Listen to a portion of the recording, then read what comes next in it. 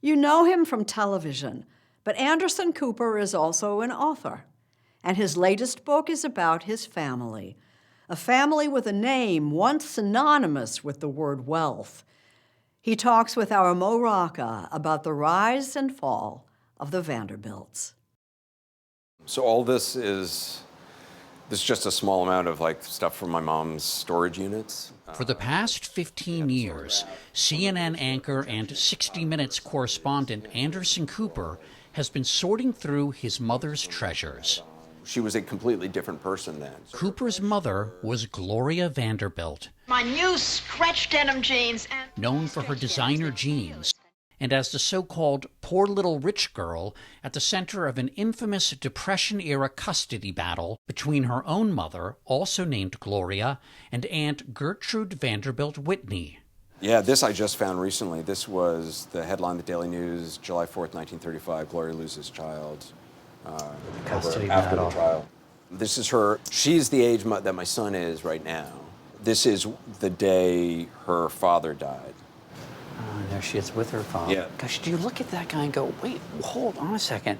He's my grandfather. I know. It's like It's crazy. a completely different It's universe. it's another world. Another world where the Vanderbilt name was synonymous with enormous wealth and privilege, a name that Cooper says he didn't want to be associated with.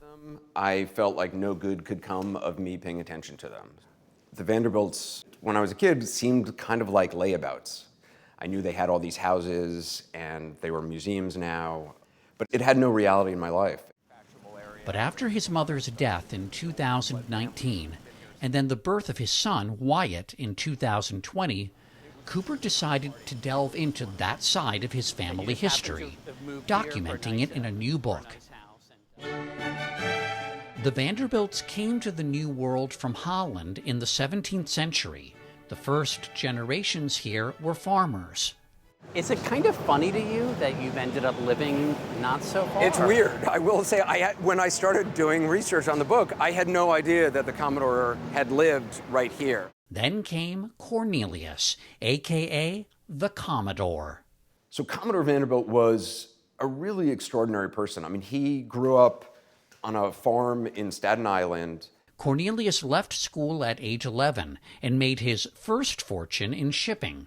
He built from one small little boat of moving supplies, he built an empire of steamships. And steamships were basically just the first chapter of his career. Right. Well, that's what's so crazy is he built two massive empires. It was late in life when he decided steamships were the past and railroads were the future, and he started buying up small railroads around the Northeast.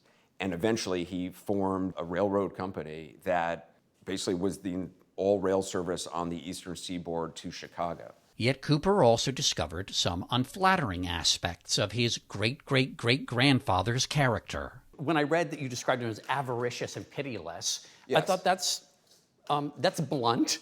Well, yeah, I mean, he was. I actually started out thinking maybe he was a psychopath, which then I came away, after doing a lot of research on it, I was like, that's a little harsh. Like, who can say, really? I mean, who knows what's in someone's mind? Right. There's no MRI that we have of him. But he himself said he did have a mania for money, and other people have described it as a pathology, and I do think it was. It was his sole reason for being. When the Commodore died in 1877, he'd amassed $100 million. He had more money than the U.S. Treasury. 1 out of every $20 in circulation belonged to the Vanderbilts. By 1885, the Commodore's son William Henry managed to more than double the family coffers to about $230 million, close to $6.5 billion in today's dollars. But it was the next generation of Vanderbilts whose ambitions had nothing to do with making money. Cornelius Vanderbilt II and his brother William K. Vanderbilt, their wives decide they're going to get the Vanderbilts to take over New York society.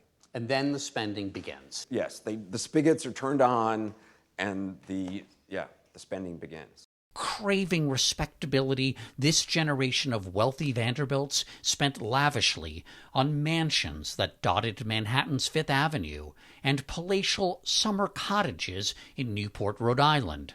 Pop quiz. What was the Vanderbilt family's least favorite constitutional amendment? Yes.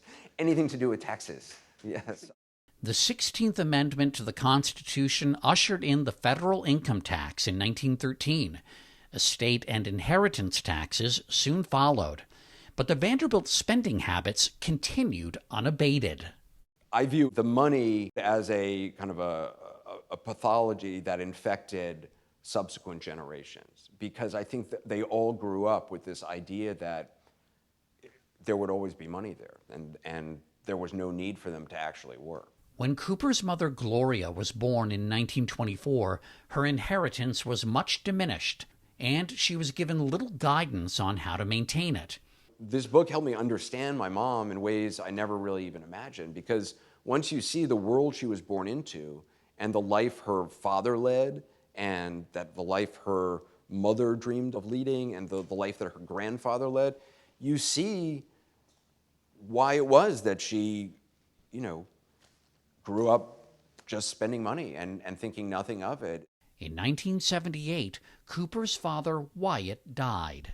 From the time I was a kid, I viewed myself as my mom's protector. After my dad died when I was 10, my mom was a remarkable lady, but I knew she did not have a plan, and she had never had a plan. When it came to money matters, Anderson assumed an almost parental role with his own mother. And I would talk to her at, 13 about, there's, you can get a bank account, and you should put money in savings, and saving money is making money.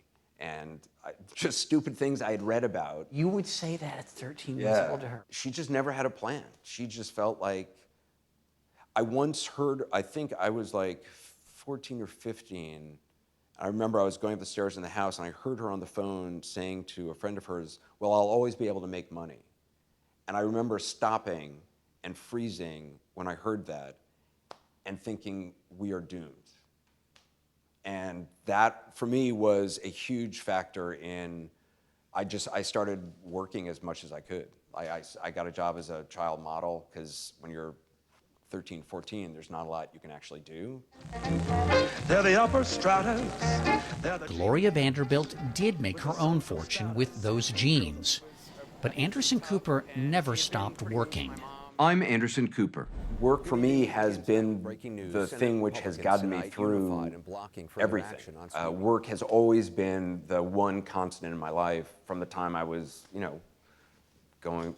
working as a child model as a kid. It was something that was reliable, that helped me calm myself and, know that I was building a foundation for a life.